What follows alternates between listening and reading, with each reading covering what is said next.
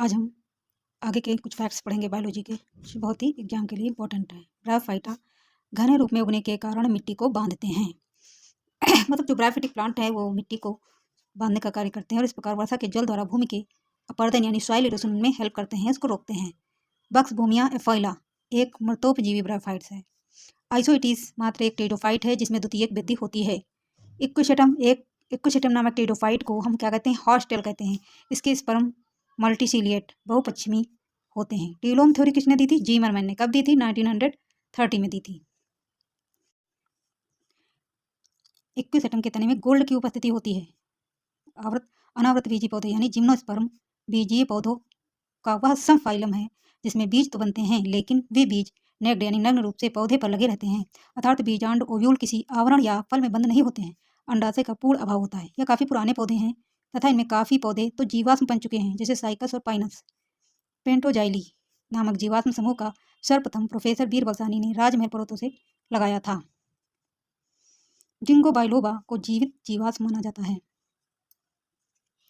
Maiden hair tree ginkgo biloba की को कहते हैं क्योंकि इसकी पत्ती देखने में सुंदर तथा एडेंटम यानी फर्न जैसी होती हैं। गेहूं पुराने विश्व का नए विश्व का उपहार है, ऐसा कहा जाता है। मक्का को नए विश्व का पुराने विश्व का उपहार ऐसा कहा जाता है। जो उगाए जाने वाले पौधे में सबसे पुराना है। साइजियम एरोमेटिकम के लौंग का बोटेनिकल नेम है कि सूखी पुष्पकलिका लौंग होती है।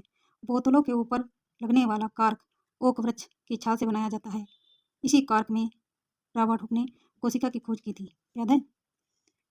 संसार के उष्णकटिबंधीय देशों में केसावा के पौधे होते हैं जिनकी जड़ों में अत्यंत जहरीला पदार्थ प्रूसिक एसिड पाया जाता है। अतः खाने या मंड निकालने से पूर्व इसकी जड़ों को अच्छी तरह से पानी में उबाल लिया जाता है।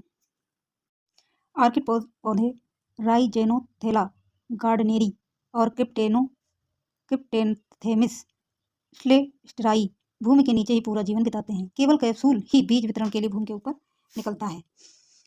क्राइसैंथेमम साइनेरिफोलियम से पुष्पों से पायरिथ्रम नामक कीटनाशक बनता है। मनिलकारा जेपोटा नामक वृक्ष से चबाने वाला गोंद उसके लैटेक्स से प्राप्त होता है। इस वृक्ष को हम कहते हैं चिकल ट्री भी कहते हैं। इस वृक्ष को क्या कहते हैं? चिकल ट्री। माइसिना लक्स कोयली तथा पाइरोडीनियम प्लवक के पौधे रात्रि के समय स्फूर्ति उत्पन्न करते हैं।